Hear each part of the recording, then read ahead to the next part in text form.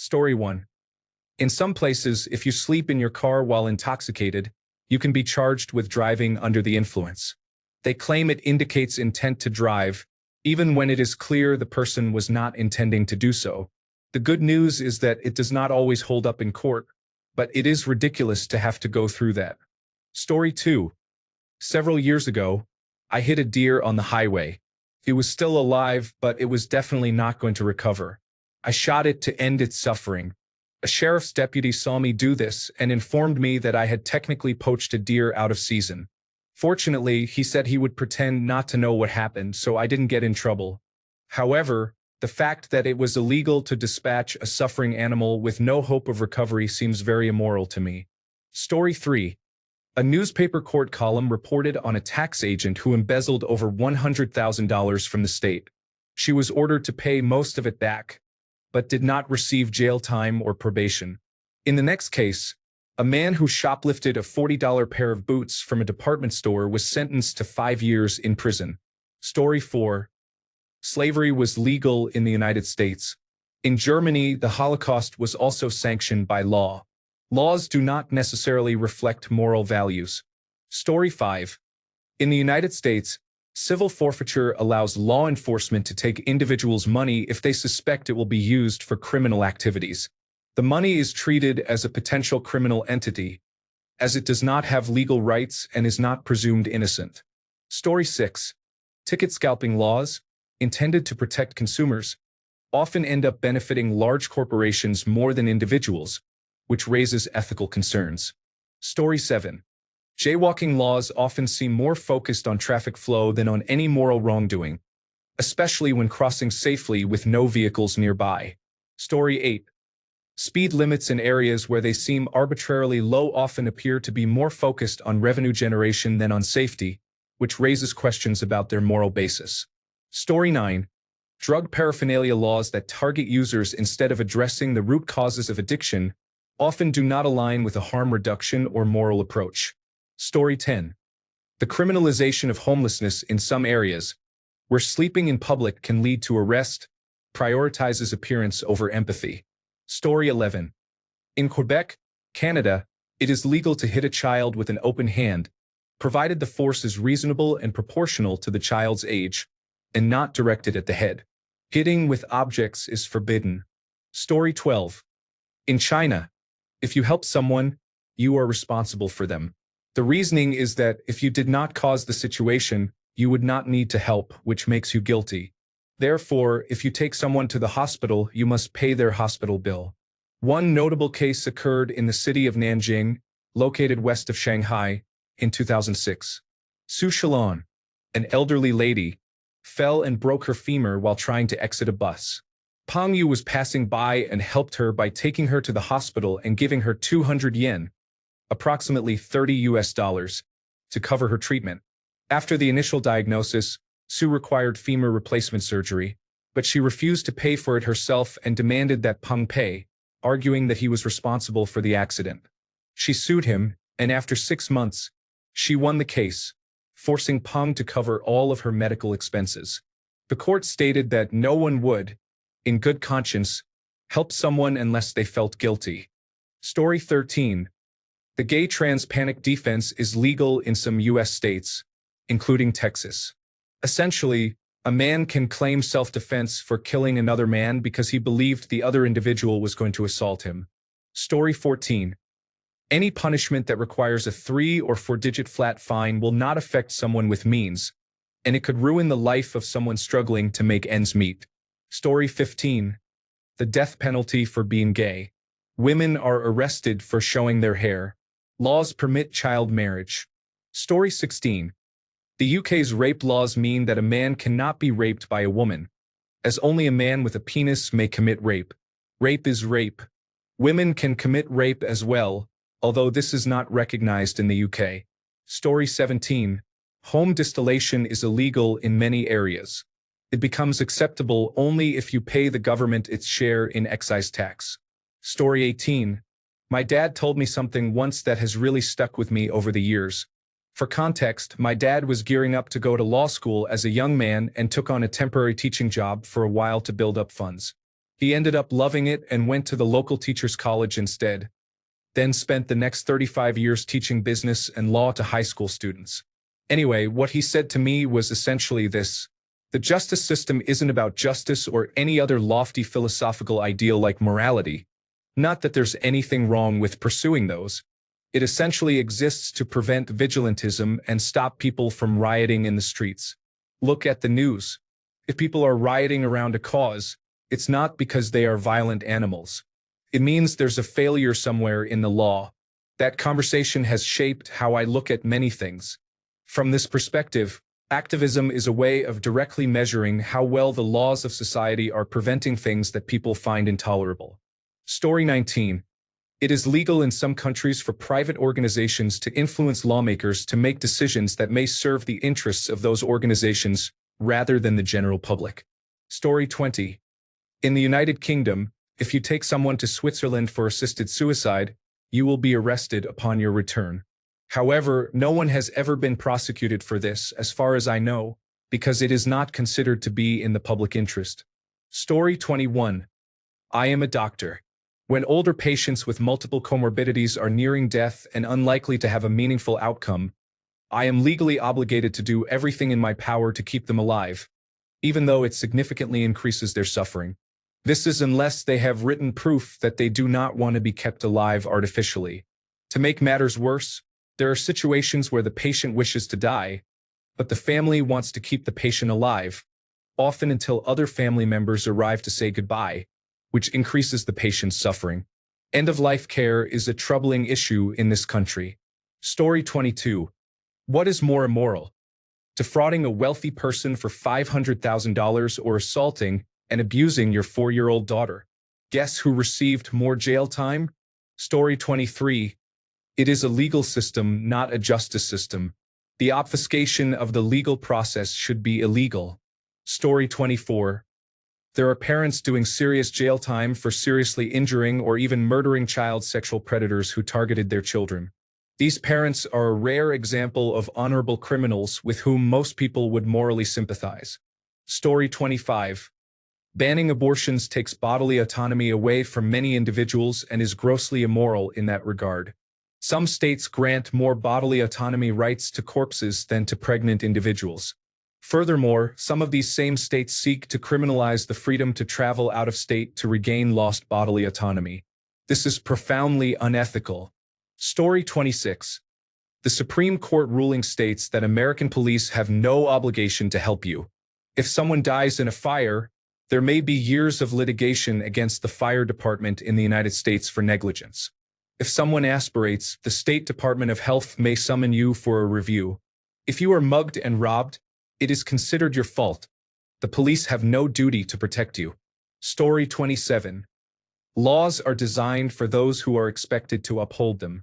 If someone commits a crime, they should not investigate themselves or receive paid leave. Story 28. Ban on abortion.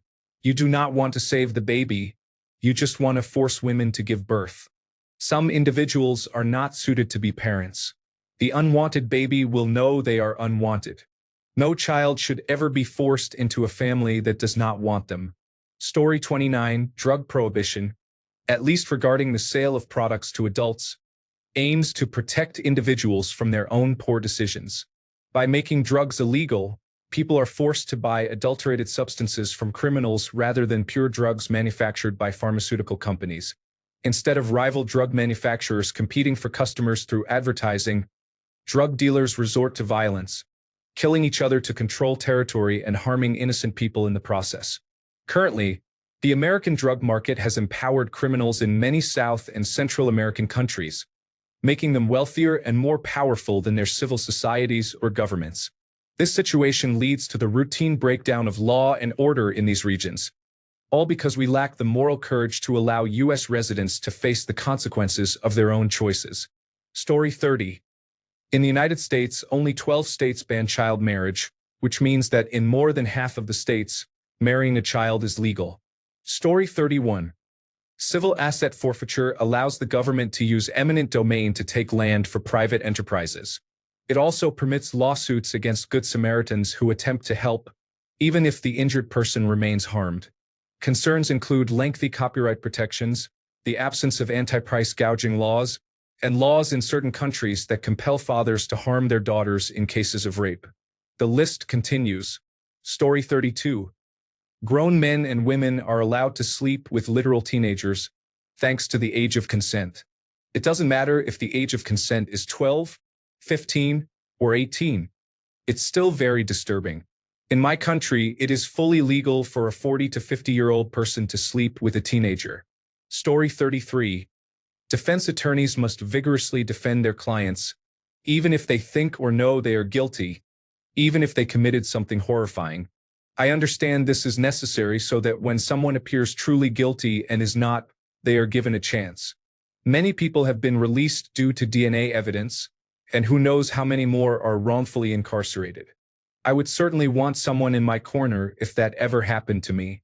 However, for those who are guilty and manage to escape justice, their lawyers may sometimes feel the urge to go home, curl up, and weep. Story 34. Laws are threats made by the dominant socioeconomic and ethnic group in a given nation. It's merely the promise of violence that is enacted, and the police function as an occupying force. Story 35. Bestiality is legal in agricultural contexts.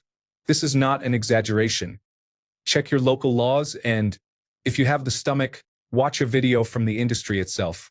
See how animals are restrained and try to escape. This is terrible but completely legal. Story 36. It's illegal for me to set up traps in my house to deal with burglars. I don't know how that fits into the spectrum of morality, and I don't care. Let me set up traps in my house, please. Story 37. The fines primarily impact low-income individuals, serving as punishment for speeding, improper parking, and bail for incarceration. Wealthy individuals are unlikely to feel the effects and can continue to enjoy a degree of lawlessness. Story 38.